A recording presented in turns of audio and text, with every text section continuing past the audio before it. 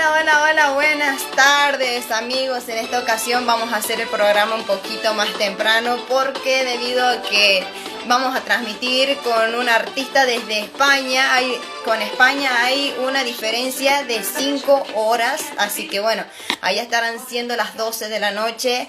Así que bueno, en esta ocasión vamos a entrevistar al señor Julián Rodríguez Nuevo, que en este caso vamos a leer un poquito sobre todo lo que es su trayectoria como artista profesional, ¿no? Bueno, Julián Rodríguez Nuevo, Vigo 1979, es licenciado en Filología Hispánica, licenciado en Dirección y Dramaturgia por la ESA, máster de Artes Escénicas. ¡Wow! Mucho hasta ahí, Mucho. Bueno, también es martes en Artes Escénicas, bueno, actor en Fulano y Mengano y Citano, La Fura del Baus y entre otros. Actor y también es autor, productor y director de teatro. El Teatro Lope de Vigo, Lambrianca, entre otros. Monologuista, presentador de televisión, que mucho, y seminarista del Centro Dramático Gallego, es investigador del Departamento de Estudios Literarios de la Universidad de Vigo. Muy interesante todo el trabajo que está haciendo este artista. Así que bueno, va a ser con nosotros un honor tenerlo en esta tarde. Ahora son las 7 de la tarde, pero bueno, no hay problema porque es un buen actor. Ahora lo vamos a llamar para que nos cuente todo sobre su trabajo artístico.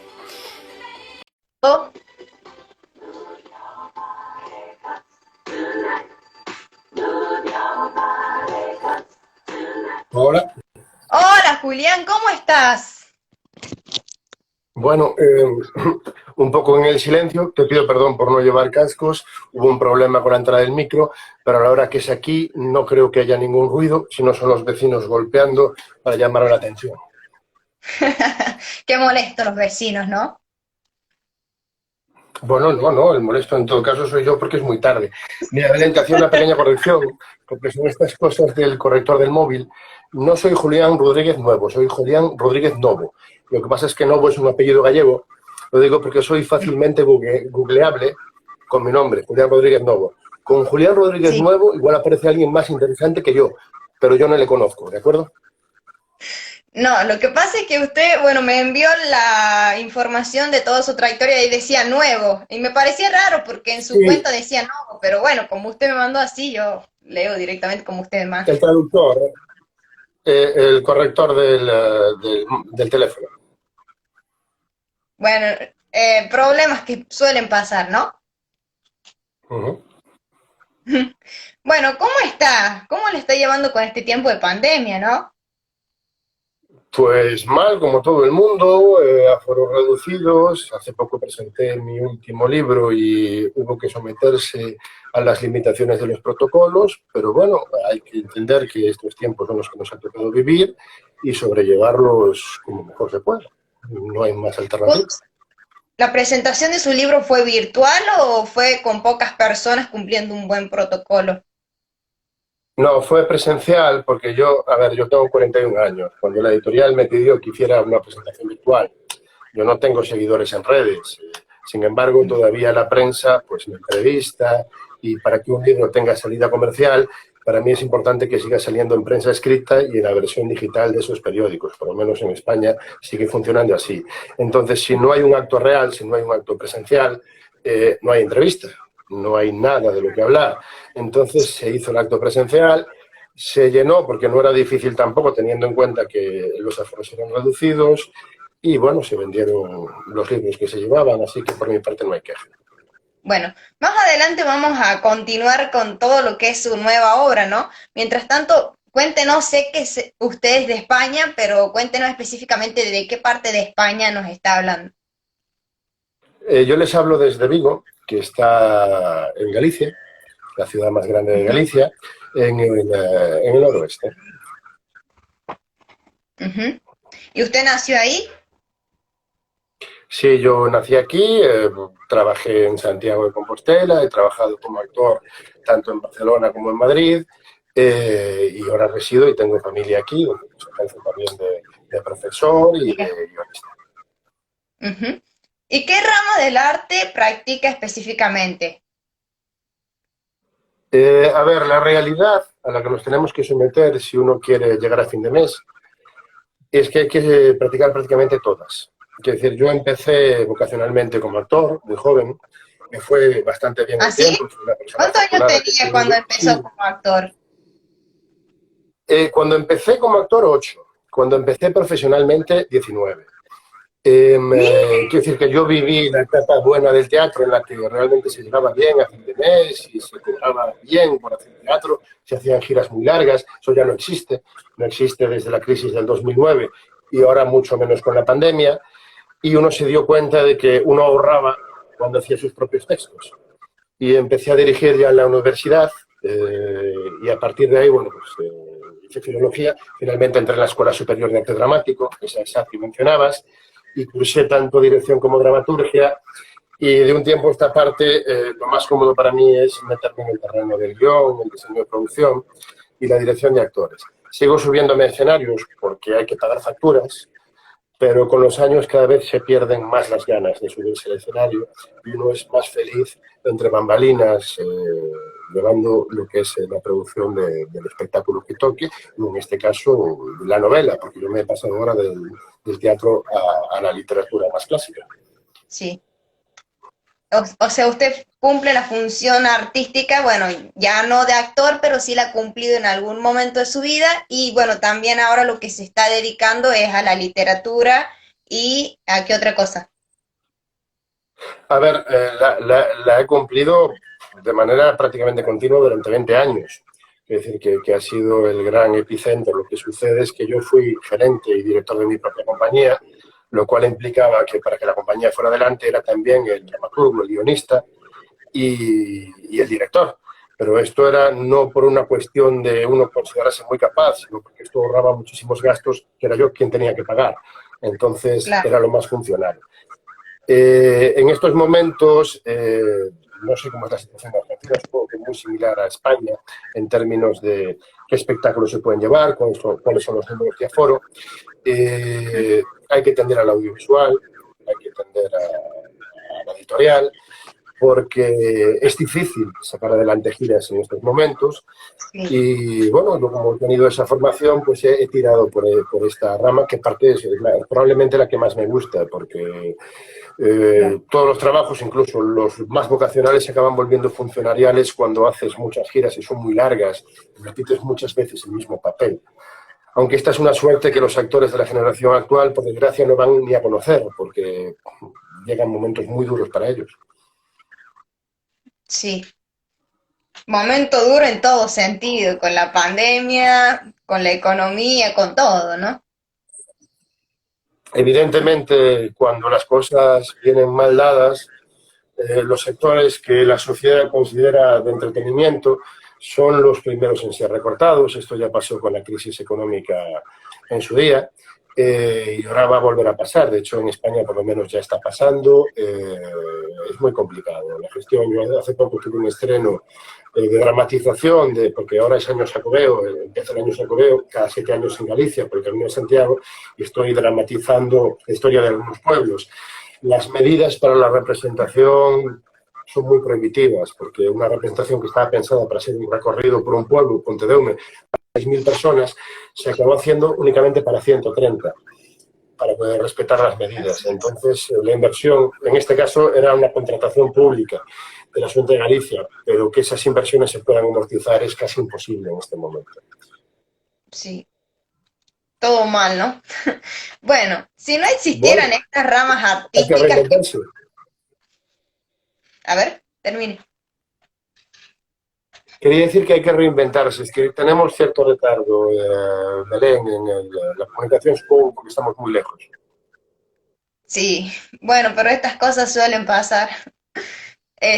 Yo le preguntaba que si no existiera estas ramas del arte que usted practica, lo que es, bueno, la literatura, todas estas cuestiones, ¿qué otra rama del arte practicaría? Si no existieran estas que Pues practica. yo creo que las personas que contamos historias de cualquier manera, ya sea escribiéndolas o representándolas, tenemos un defecto personal que es que si no sacamos lo que llevamos dentro, nos sentimos muy vacías. A veces otras personas no lo entienden, porque se hace más dinero Sí. con otras elecciones vitales, pero nosotros no nos sentimos realmente cómodos en ellas. Entonces, yo también he trabajado en la música para pagar facturas. Soy un músico horrible, pero he tenido que hacerlo porque cuando uno toma la decisión de trabajar en el marco vocacional de las artes, tiene que estar un poco al tanto de todo. Claro. También he tenido otros trabajos. Generalmente soy profesor de teatro también, en institutos. Yo intento mantenerme dentro del marco de lo vocacional, pero en momentos de mi vida sí que he tenido que salirme y hacer otro tipo de trabajos. No pasa nada y es lógico y natural. Así es. Ujú. Bueno, cuéntenos un poco sobre su niñez. ¿Tiene algún buen recuerdo de su Bueno, niñez? sí, tuve una niñez perfectamente feliz. De hecho, si me permites, te voy a contar la anécdota de cómo empecé en el teatro, porque fue casual. Sí, Hay una obra cuéntenos. que supongo que no, sí, supongo que es una pieza teatral que no tiene trascendencia en Argentina, pero en España es un pequeño clásico cómico que se llama Leosa está debajo de un almendro, de Javier Poncela, que es una ¿Cómo comedia se con llama? tintes negros. Y yo tenía 8 años y mi profesora de música en el colegio me veía aptitudes a la hora de expresarme y me contrató para esa función. En esa función yo tenía que decir únicamente una frase, solo una. Vendía unos ambientadores en una cena que era en un cine de entonces que se llamaban ozonopino, porque tenían forma de pino y olían a pino. El teatro estaba lleno, había 1.200 personas. Yo salí vestido de botones, con 8 años, y dije mal la frase. El Oh, teatro reventó a reír y a aplaudir. Y yo entonces descubrí que haciendo algo tremendamente mal, uno podía recibir una ovación. Y aquello fue una droga. Entonces ya empecé a hacer interpretación en el colegio, en el instituto, después en la universidad. Y de hecho recuerdo que con 14 años tuve que sustituir en un teatro también muy importante al protagonista porque había enfermado para hacer Don Juan Tenorio. Y con 14 años a mí no se me cerraba la perilla y me la tuvieron que pintar con rímel. Y claro, yo me enamoré desde muy, muy pequeño de la profesión. Luego ya con 19 tuve la suerte de que me contrataran para una serie de televisión. Llegaron los buenos tiempos y luego con la crisis llegaron los malos tiempos, pero yo ya me había especializado tanto que era muy difícil reinventarse. claro. Usted en ese momento no pensaba en todo lo que iba a crear de grande, ¿no? Ahora te me quedaste colgada en imagen, Belén. ¿Me Me escucha? preguntaste por lo que cree, ¿no? Mira, con 19 años, con 20, 21, 22, digamos que de los 19 a los 26, yo ingresé un dinero bastante decente trabajando como actor, no uno piensa en nada. Uno piensa en que le aplauden, uno piensa en que sale de actuar en pueblos y firma autógrafos, uno piensa que su nombre aparece en la entrada de un teatro, uno no ahorra bajo ningún concepto el dinero que le dan, con lo cual no se labra ningún futuro, y uno es feliz viviendo el momento, que es lo que tiene la juventud. Así es. Ahora, mirando para atrás, me hubiera gustado tener más recorrido, haber meditado más y haber tomado mejores decisiones. Ahora, que me quiten lo bailado, como se dice aquí en España, quiero decir que todo eso es mío y lo recuerdo con cariño porque eran momentos en los que yo era realmente feliz. Yo recuerdo que en una gira que hice muy grande había un momento que un compañero tenía un monólogo muy largo, era una obra coral entre 3 actores, y yo en ese momento se podía fumar en los teatros, fumaba escondido en el escenario escuchándole a él, que era muy amigo mío, escuchando cómo se reía el público y le aplaudía. Yo en ese momento me sentía pleno, absolutamente feliz. Estaba donde quería estar. Mira, Lamentablemente, esos tiempos pasaron. Esos tiempos ya no existen y yo que conozco y a veces contrato actores de la nueva generación muy jóvenes, lamento que ellos no hayan podido conocerlos y veo tristemente en el futuro que es difícil que lleguen a conocerlos tal y como están las cosas ahora. sí. Usted vio que todo lo de antes siempre es más lindo que lo actual, ya sea en la televisión, en la literatura, en los cuentos, en todo, ¿no? Bueno, no, yo creo que no. Yo creo que hay una cosa que tenemos que entender, que es que nos hacemos mayores. Yo personalmente, te voy a confesar que yo nunca había sido tan viejo como en este momento que estamos hablando, y hay que saber reinventarse. No es un problema que ahora las cosas se hagan por redes sociales, no es un problema ahora estar hablando contigo, de hecho es un placer estar hablando con Argentina a través de un teléfono móvil. De hecho, la gente siempre se escandaliza cuando hay un cambio.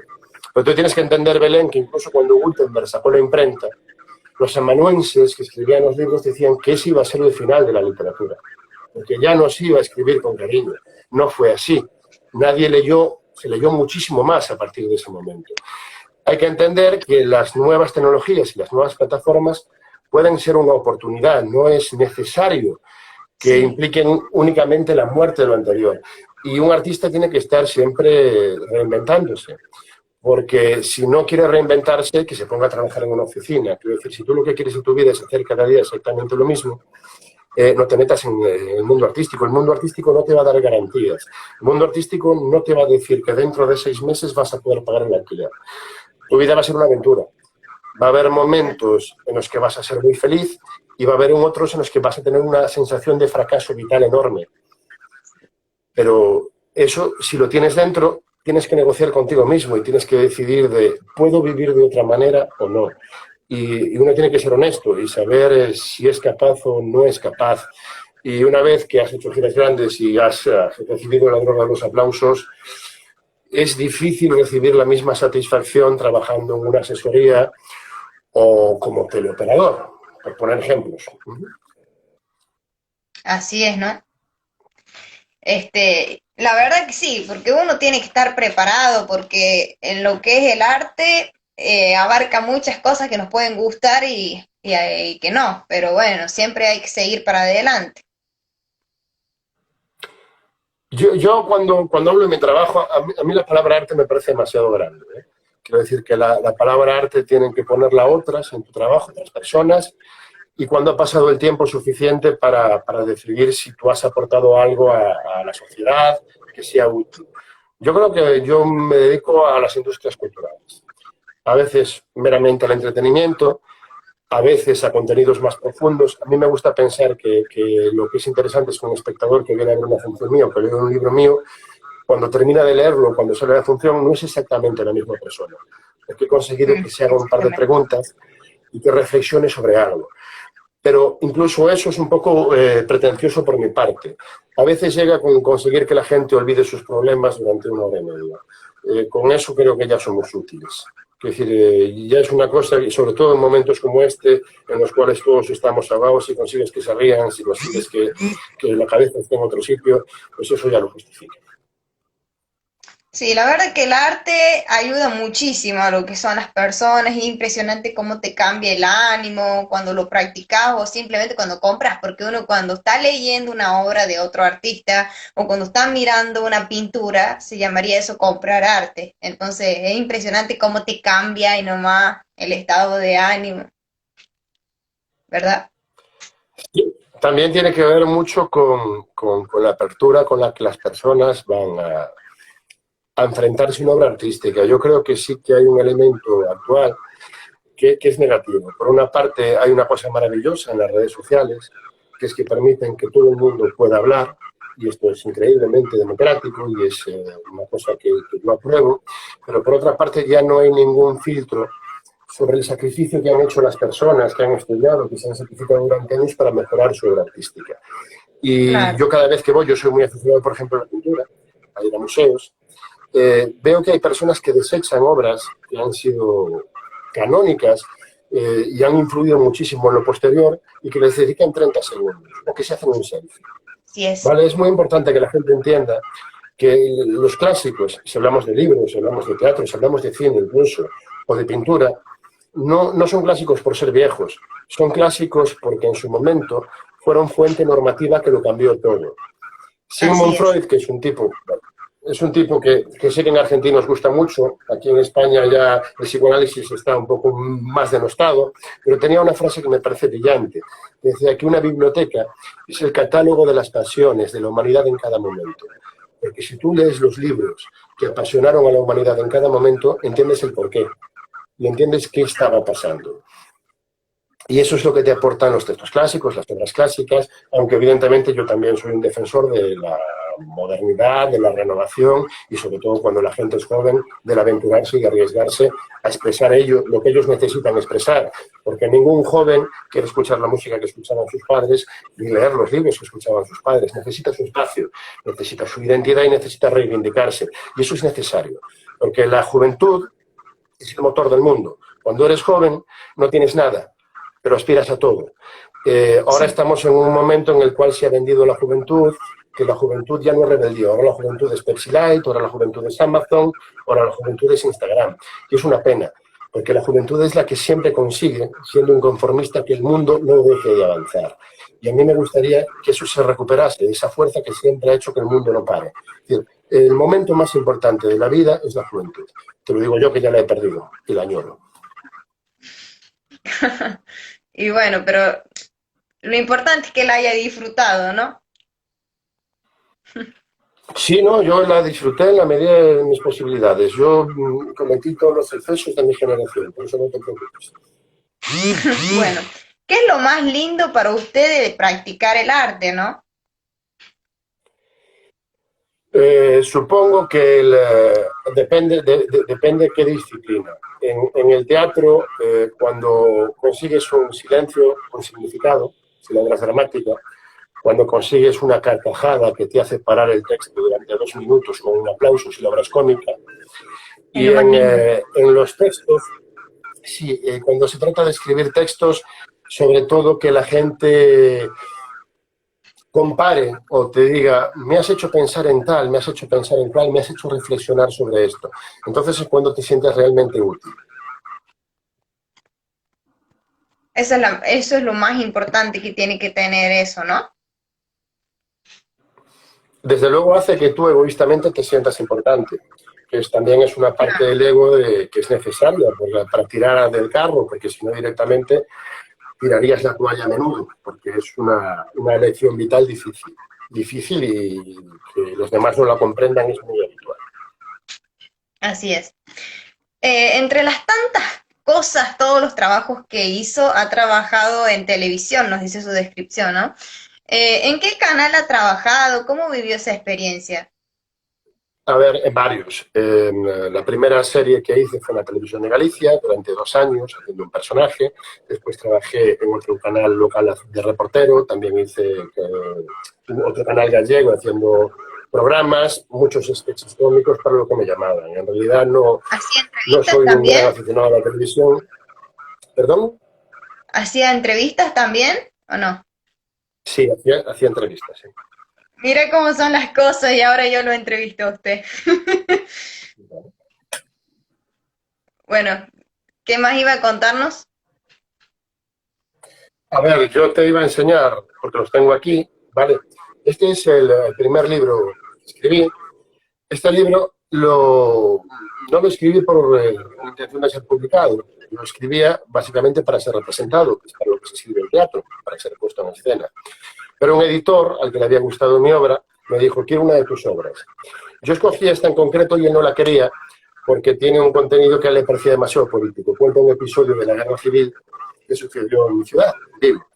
Pero curiosamente, unos meses después, suena el teléfono. Yo estaba trabajando como guionista en una casa del terror y estaba allí trajinando con la escenografía y con la iluminación, y me informan de que estoy nominado por el Ministerio de Cultura en España como finalista del Premio Nacional de Literatura Dramática.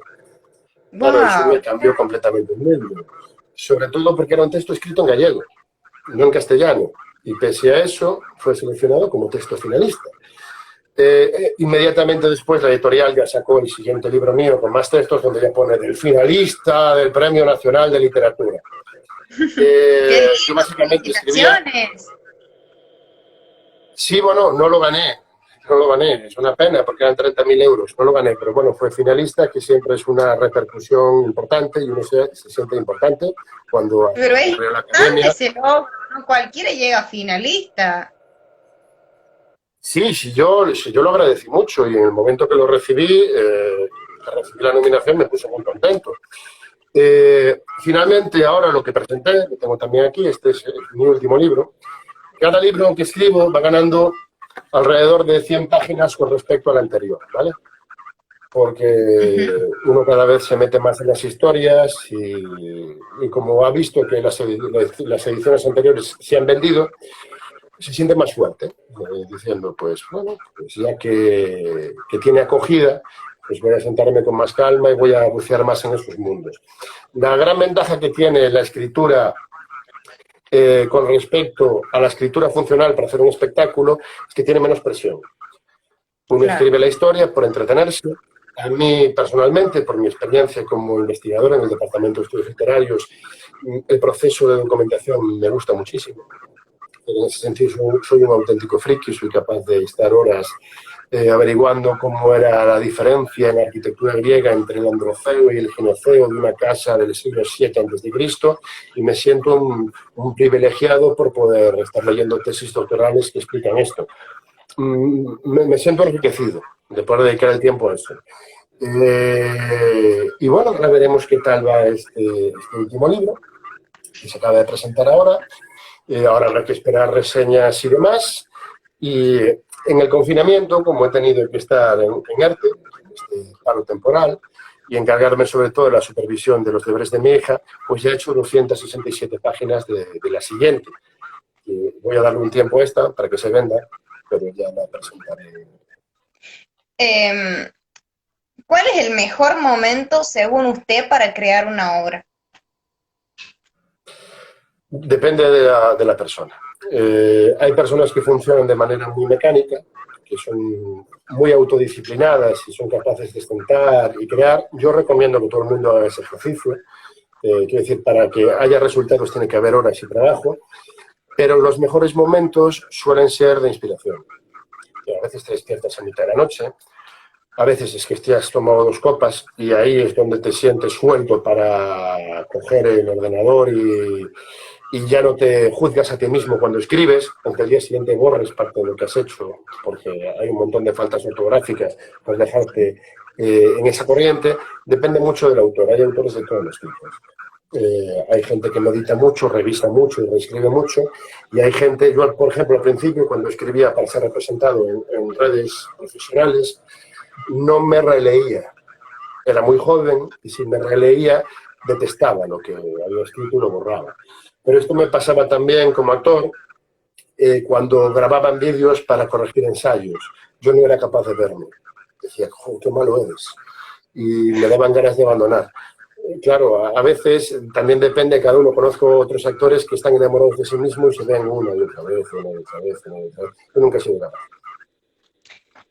¿Y en qué se inspira usted para crear una obra? Por ejemplo, en su caso, ¿no? Mira, generalmente en algo que me haga un clic en la cabeza, ¿vale? Te cuento, por ejemplo, esta última, ¿vale? De que va un poco por encima. Yo estaba investigando un proceso sobre los textos que todavía se conservan del teatro griego prehelénico y descubrí un mito que había en el instituto igual apuntado o subrayado para un examen, que es el de Admeto y Alcestis. Es un mito que me llamó mucho la atención por una circunstancia. Admeto era una figura griega secundaria, fue uno de los tripulantes de Jasón y los Argonautas, estos que fueron por el Vellocino de Oro, el Jabalí del Carión, y no tenía más importancia. Pero Eurípides escribió una historia en la que nos cuenta que el dios Apolo fue condenado por matar a los cíclopes a servir a un mortal durante un año, como sirviente. Sí. Esto era una humillación horrible. Entonces, Apolo escogió a Admeto porque tenía, digamos, poca personalidad. Admeto no era tonto. Dijo, tengo un dios como sirviente, no le voy a pedir absolutamente nada, porque cuando termine el año me cruje. Entonces, claro, a Apolo eso le pareció maravilloso. Y hizo que sus vacas parieran terneros gemelos, hizo que crecieran sus campos, y hizo que Alcestis se enamorara de él. Pelias, el padre de Alcestis, rey de Iolco, quería que ungieran creo que eran un león y un jabalí, y que el pretendiente de su hija llegase en un carro que tirase un león y un jabalí, lo cual recuerda un poco al Mercader de Venecia de Shakespeare y las 3 cajas para conseguir enamorar a Porcia. Apolo le ayuda, pero él se olvida de hacer un sacrificio para Artemisa. Entonces esta deja en el lecho nupcial muchas serpientes. Admeto muere, pero Apolo, como es un dios, va junto de las Moiras, estas señoras, que igual tus oyentes conocen por la película de Hércules, que comparten un ojo y que cortan el hilo de la vida, y las emborracha. Y una vez borrachas perdidas, las convence para que Admeto pueda cambiar su tiempo por el de otro ser humano. Hércules se relaciona mucho con la Odisea. ¿Perdona? Hércules se relaciona mucho con Odisea. Bueno, no, Hércules, que yo sepa, en la Odisea no aparece. Se menciona en la Ilíada. No, pero lo que quería decir es que, entonces, lo que a mí me llamó la atención es que un ser humano pudiese cambiar su tiempo por el de otro.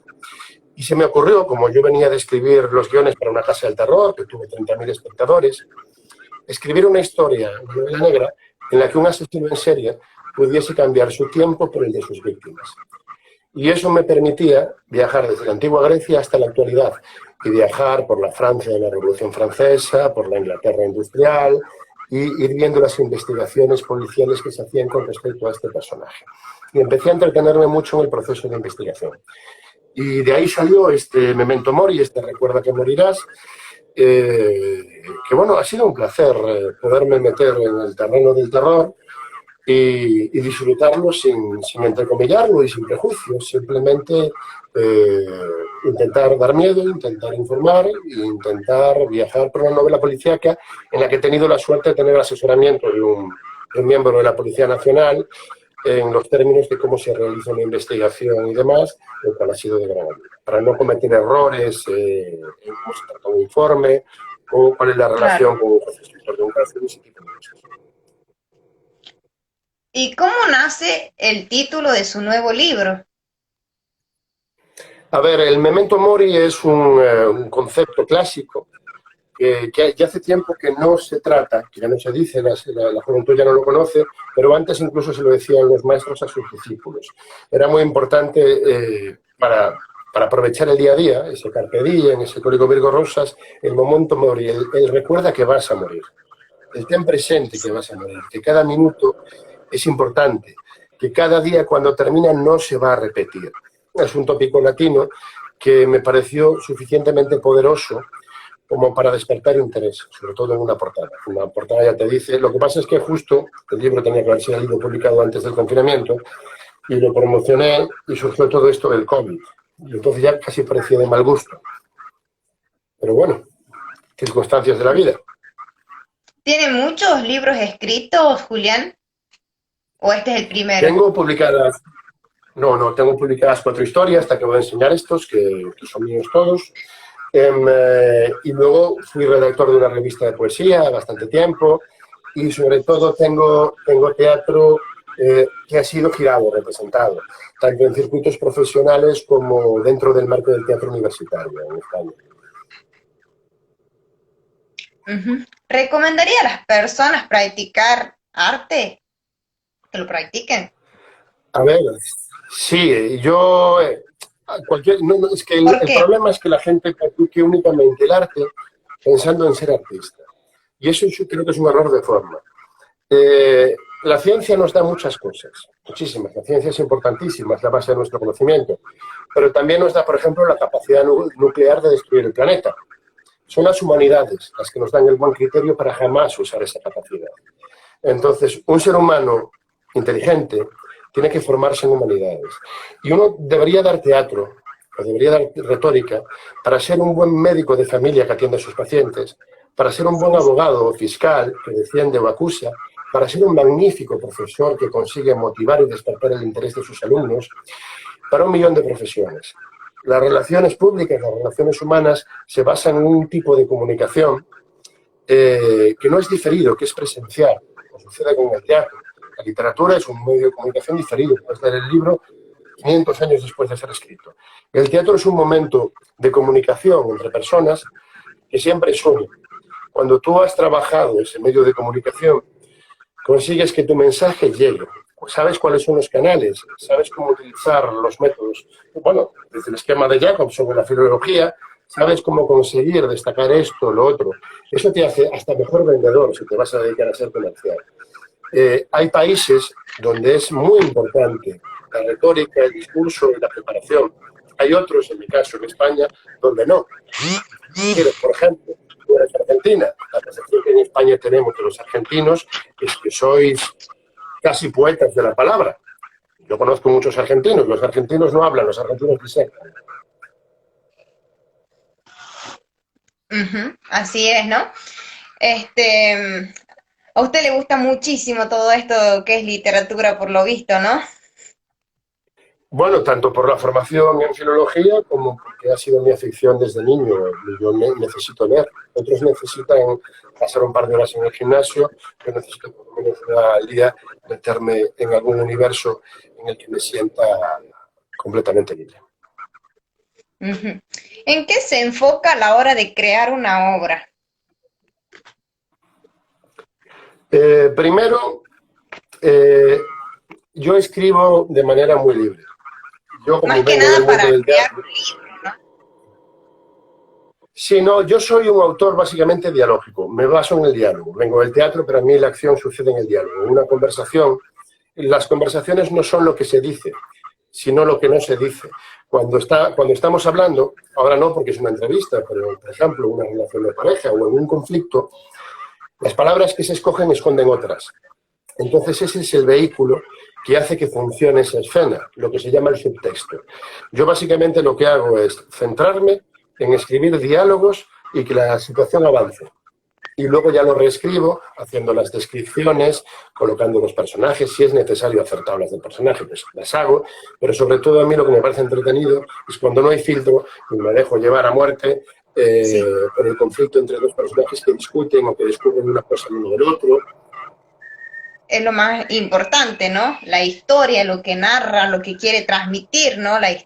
Esta historia que es creada, obviamente, por un autor. Bueno, depende, quiero decir, se pueden hacer genialidades en la forma, como Rayuela, y se pueden hacer genialidades en el fondo. Todo es posible, quiero decir, conseguir que la crónica de una muerte anunciada, cuando sabes lo que le va a suceder al personaje, en las últimas páginas, te deje sin aliento, es una maravilla. No todo tiene por qué ser meramente fondo. Cuando el fondo y la forma se equilibran, como es el caso de Shakespeare, pues eso ya es el culmen. Pero hay de todo. Es decir, ahora lo que sucede es que el público está muy acostumbrado a medios muy inmediatos, a vídeos muy cortos, a formatos en los que se les da ya lo que quieren y tienen menos paciencia. Esto se está viendo sobre todo en el cine, en el que casi todo es acción continua. Entonces la literatura ahora tiende a ser sobre todo acción. Y me refiero a la literatura bestseller, que es la que llega, porque ahora la otra, la que es literatura con mayúsculas, quedará sumergida hasta que los estructuralistas la rescaten dentro de muchos años. Así es.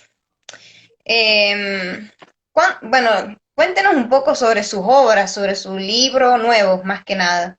Y después nos cuenta sobre las otras obras que hizo anteriormente. Vale, este libro, como te decía, parte de un asesinato. Parte de un asesinato en el metro de Madrid, muy macabro además, muy detalladamente descrito, y a partir de esa investigación empiezan a aparecer personajes. Este es mi primera publicación en castellano, las demás habían sido en gallego, en gran medida porque la editorial ya no es gallega, es cántabra, ya se vende para toda España y espero que también para Latinoamérica, porque ya que tenemos esta gran ventaja de compartir un idioma con tantos hablantes, es una pena no sacarle partido. A partir de esta investigación se va descubriendo algo mucho más oscuro y que viene de miles de años atrás. Se van haciendo flashbacks, que se llaman en cine, ¿no? Estos saltos en el tiempo hacia atrás, y se nos va ubicando de manera fragmentaria. Los capítulos tienden a ser cortos y a tener cada vez personajes distintos. Creo que esto lo dinamiza, como puede hacer, por ejemplo, Tolkien en El Señor de los Anillos o Thomas Harris en El Silencio de los Corderos. Son sistemas que funcionan muy bien. Y para mí el gran reto, en este caso, ha sido que una de las protagonistas principales, si no la protagonista principal, sea una mujer. Pero es que esto yo creo que tiene que ser así, porque todos los estudios demuestran que el cliente cultural es femenino. Quiero decir, los libros los leen básicamente en este momento mujeres. Yo en el mundo teatral sé que básicamente el espectador teatral es femenino y muchas veces va acompañado de su pareja, que va obligada y que sin que nadie se dé cuenta está mirando. Entonces es importante verter hacia hacia el cliente que realmente está demandando la cultura en estos momentos, y para mí ha sido un cambio de paradigma muy complejo a la hora de enfocar la creación de un personaje, y espero que haya salido bien. ¿Y qué mensaje piensa usted que deja su obra, su nuevo libro? Yo espero que sobre todo entretenimiento, porque es una obra que pretende sorprender. Tiene giros, tiene evolución de los personajes, tiene truncamientos, tiene análisis, lances patéticos, tiene sorpresas. No tiene miedo de tratar el terror directamente, como lo hace gente como Stephen King o como Patrick O'Brien. Y sobre todo espero que guste y que divierta y que deje pozo de querer seguir leyendo títulos de este autor, que soy yo. ¿En dónde se puede conseguir su libro? ¿En dónde lo están vendiendo ahora?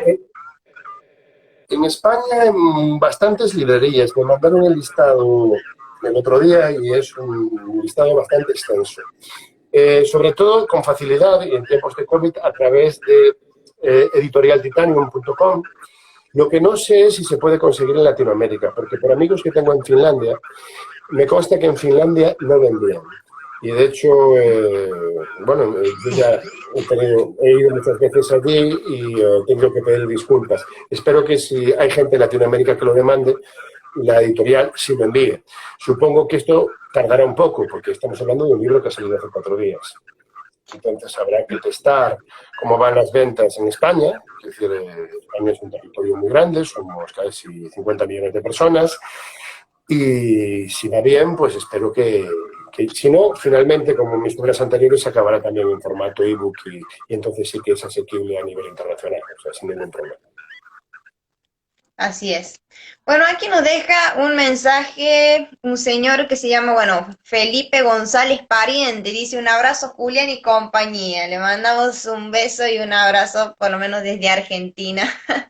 Argentina y de España. Sí, no, yo se lo devuelvo. Felipe González Pariente es un productor y un gran músico de aquí. Así que saludo también. Vos, productor y músico. Ya vamos a ver después si se deja entrevistar, ¿no?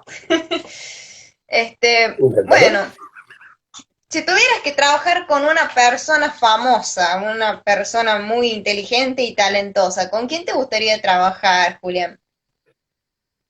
Yo tengo debilidad por un actor vuestro, que es Ricardo Darín, que me parece un monstruo cuando actúa y sobre todo me parece un monstruo cuando no actúa. Es decir, me gusta Ricardo como artista de Argentina. y me enamora como persona. A mí me tiene completamente enamorado.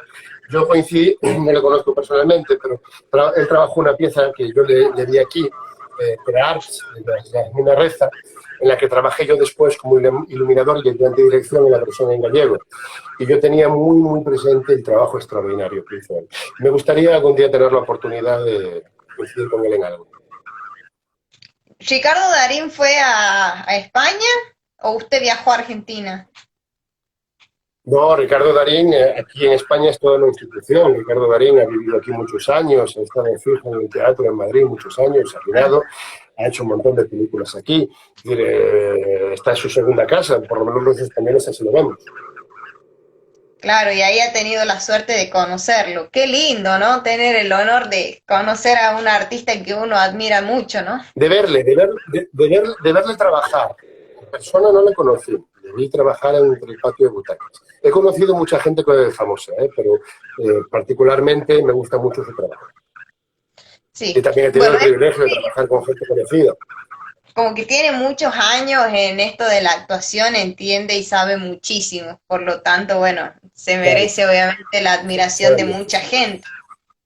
Y usted es de estos tipos de arte súper abstractos, súper grosos, se podría decir, que le gusta mucho el arte que brinda, digamos, el señor Ricardo Darín. Sí, pero yo no creo que él sea abstracto en ningún sentido. Él es un constructor de personajes muy coherente y es sobre todo una persona coherente fuera de los escenarios, que es lo que más me gusta de los artistas. Y eso es lo que me tiene encantado. Poco más que decir, más que sí. Me manda un saludo. Ujú. Sí, dime, Bueno, Belén. vamos con la otra pregunta. ¿Usted ha tenido la oportunidad de viajar a algún país del mundo y presentar alguna de sus obras o todo fue en España? He tenido la oportunidad de viajar a muchos países y he tenido la oportunidad de dar charlas, sobre todo en uno de ellos. Y eso también es una cosa que me llena de pena, porque yo tengo una hija que tiene ahora 11 años. Yo tuve el gran privilegio de permitirme poner la mochila al hombro. En una etapa de mi vida, ver que vuelo era más barato y irme sin importar el destino, contratar un hostel económico y conocer mundo. Y con todo lo que está pasando, me parece que esa es una experiencia que tristemente va a quedar en el recuerdo durante bastante tiempo. Y creo O sea que que viajar es lo que más forma las personas. este año tuvo la oportunidad de viajar o no? No, no. A lo largo de mi No. vida he Ah, viajado, he tenido la suerte de viajar bastante. Y incluso he viajado para poder hablar de teatro y para poder presentar cosas. Pero bueno, que lo que me da pena es que toda la generación actual de jóvenes vean tan limitada la posibilidad de conocer otras culturas y sobre todo me da mucho miedo que con esta cerrazón a la que nos vemos obligados surjan otra vez odios o se fortalezcan fronteras. Yo soy una de las personas que creen que solo hay una raza y es la raza humana. ¿a qué países ha tenido la oportunidad de viajar para presentar una obra, un trabajo? Lamentablemente nunca he cruzado el charco, no conozco ni Latinoamérica ni Centroamérica ni por Europa he podido ir desde Rusia, Finlandia, Suecia, Alemania, Francia, Italia, Inglaterra, Qué hermoso. Rumanía, he estado también por el norte de África. Sí, he tenido suerte en ese sentido. Pero usted se queda con España, ¿no? Yo no me quedo con nada, quiero decir, todos los lugares del mundo tienen cosas que ofrecer. Yo no me considero afortunado por un sitio en el que he nacido sin haberlo escogido yo. Es decir, yo nací aquí sin elegirlo, veo las fortalezas y las debilidades del sitio donde vivo, me gustaría que el sitio mejorase, tuviese cada vez menos fortalezas y menos debilidades, como todos los lugares del mundo. No creo que sea un sitio ni mejor ni peor que ningún otro. Creo que Claro. todos los pueblos tienen cosas maravillosas que ofrecer. ¿En qué país, o sea, o en qué país le gusta más a usted el tema de cultura que tienen? A mí personalmente me gusta el contenido cultural que tienen en Italia, pero la actitud que tienen con respecto al arte en Francia. Quiero decir, ¿Cómo Italia se cortó? está llena de arquitectura, está llena de contenidos culturales, pero, por ejemplo, su circuito teatral no es oficial, salvo el funcionamiento de la ópera. Me gusta mucho cómo funciona Francia a nivel de sindicato de actores, a nivel de circuitos profesionales y a nivel del respeto que tienen por su propio patrimonio. Inglaterra es un país que tiene un gran patrimonio literario, pero igual un exceso de orgullo con respecto al mismo. Quiero decir que esto es lo que la gente suele percibir de París, cuando se habla del chauvinismo francés. Yo les recomiendo que se alejen de París. París no es Francia, París es otra cosa, igual que Madrid no es España. Que los países son grandes, son complejos, tienen muchas cosas distintas. Supongo que no toda Argentina es Buenos Aires, y eso es lo que hay que entender en todas partes. Así es. Y lo mejor que tiene viajar es eso. De todas formas, incluso en países árabes he disfrutado mucho de sus diferencias culturales, de su arquitectura. Cuanto más distinta es una cultura a la propia, más te enriquece conocerla. Qué lindo, mire, ha tenido la oportunidad de conocer un poco sobre las culturas árabes. Qué lindo, ¿eh? Sí, sí, sí, sí. Sí, bueno, yo no estoy tan lejos, estoy en España, quiero decir, las tengo aquí a un tiro de piedra. Sí, pero bueno, hay que tener la suerte de poder ir, ¿no? Bueno, no es tan complicado. Yo, de hecho, mi luna de miel la hice por el norte de África. Mire usted, qué lindo con lo que nos cuenta. Bueno, Julián, ¿qué es lo más loco que has hecho en tu vida? Lo que vos consideras que hiciste algo muy loco. Lo más loco que he hecho en mi vida no podría contarlo bajo ningún concepto de la cámara de televisión, eh, pero bueno, esto es así, desde luego. No quiere decir que me avergüence. En cada momento de la vida hay que vivirla dependiendo de la edad que tienes. Pero supongo que haber apostado tan firmemente por la cuestión artística.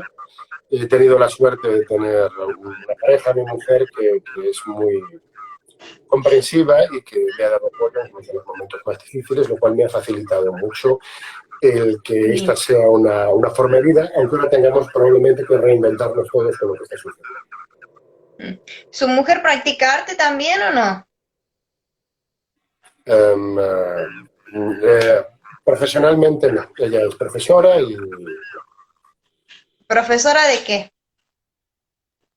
Infantil, de una guardería. Ah, mira, el del jardincito, ¿no? Mira vos. Bueno, ¿cómo te enteraste, Julián, sobre este programa Talento y Arte por la Noche y qué es lo que pensaste ahí nomás cuando viste esto de la noticia de este programa? En realidad me enteré por un post tuyo en un foro literario, del que formo parte, en el que solicitabas personas que quisieran hablar de arte, y como yo estoy en esta vorágine, acabo de presentar un libro ahora, y me veo en la obligación, en los canales cerrados, de encontrar vías para hablar de él, ya sea solicitar reseñas o demás, porque esto ha cambiado mucho. Quiero decir, antes la editorial se encargaba de todo, ibas al sitio, estaba lleno, no había medidas restrictivas con respecto a la asistencia. Digamos que la prensa tenía menos miedo a publicitar actos, porque me parece que incluso no es de muy buen gusto teniendo en cuenta los riesgos que se pasan. España está a día de hoy en una situación muy particular, empeorando cada día. Estamos todos preocupados, en Madrid está nuevamente confinado, aquí en Galicia está confinada la ciudad de Orense. Todos tememos que volvamos a estar confinados dentro de poco tiempo. Entonces hay que reinventarse en todos los sentidos. Hablar con cualquier persona que esté con intención y con interés de escucharte. Mira vos, bueno, qué lindo. Yo te agradezco por querer participar en este programa, que es un programa nuevo, que yo lo inventé con el motivo de que, bueno, sabemos que hay gente que no la está pasando bien ni económica, psicológica, ni emocionalmente, así que, bueno, he tratado de inventar un programa donde la puedan pasar lindo, donde puedan distraerse y puedan aprender también sobre la cultura y el arte que transmite el talento, toda la vida de un artista, ¿no? Que nos cuenta en cada entrevista. Así que bueno, ha sido un tremendo honor tenerlo. Ha sido un placer estar aquí.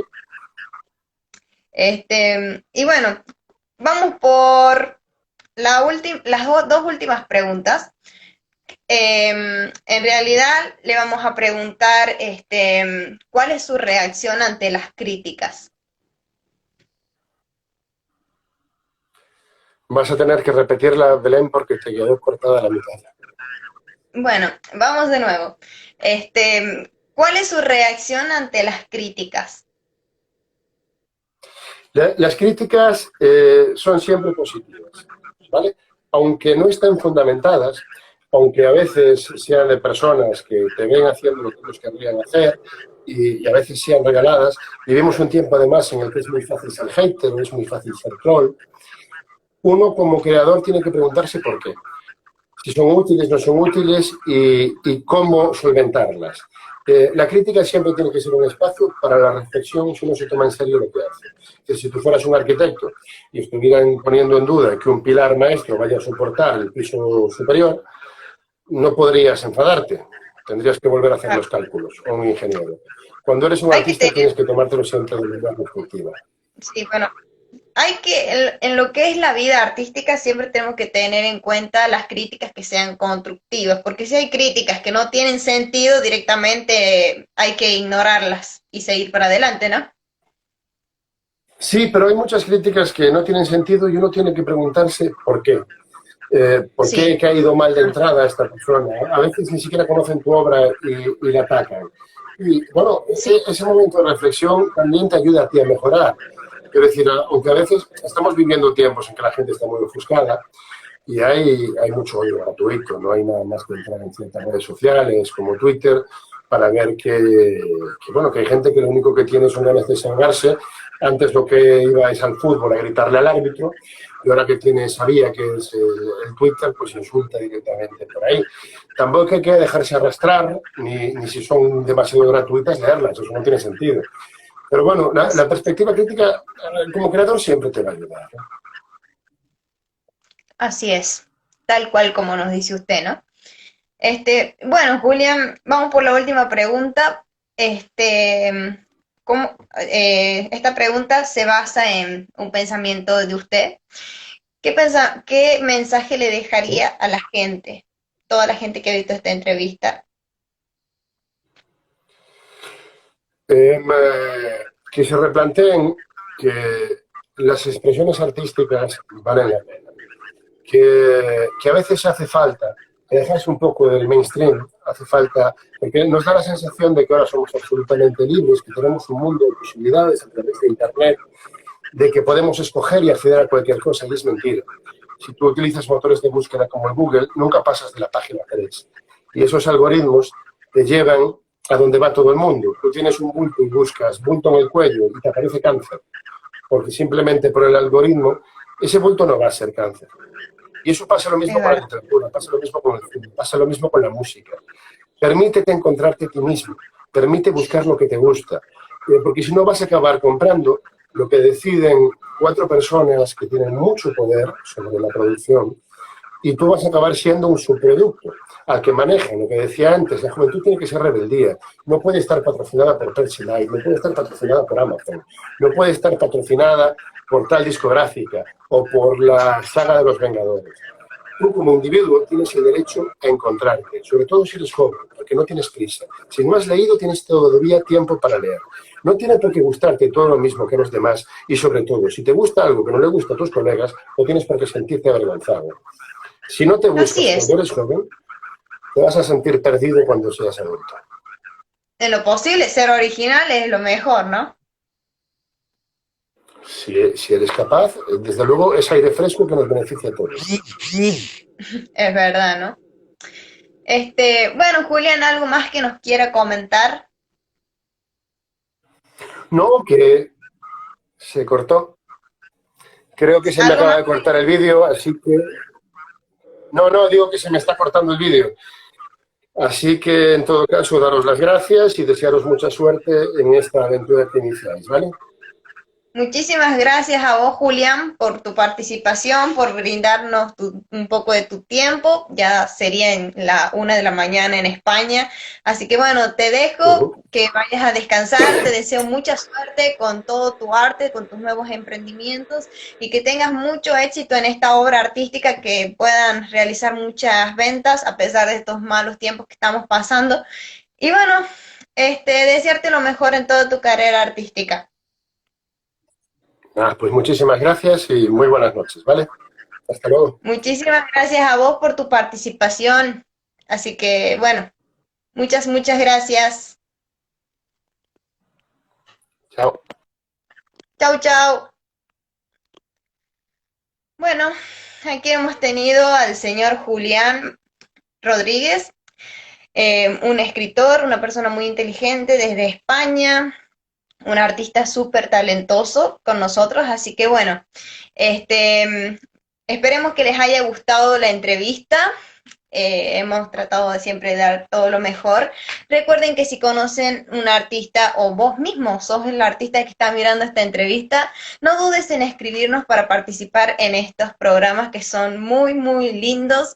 Se transmiten por la noche. Hoy sí hizo una excepción por el horario de España, pero lo arreglamos en el chat o por el medio donde nos comuniquemos. No dudes, no tengas vergüenza, anímate y a mostrar todo tu arte. Muchísimas gracias a todos por estar presentes en este vivo. Y bueno, recuerden que este programa va a quedar guardado en mis publicaciones de esta cuenta de Instagram y va a quedar guardado también en la nueva página que se realizó el 20 de septiembre de Talento y Arte por la Noche, donde están grabados todos los programas y todas las novedades para que ustedes puedan enterarse absolutamente de todo.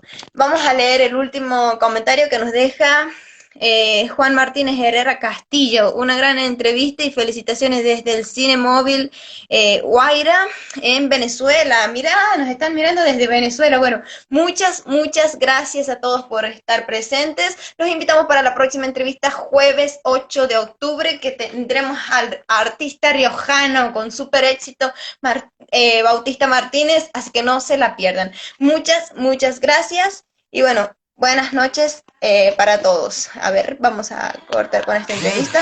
Muchísimas gracias.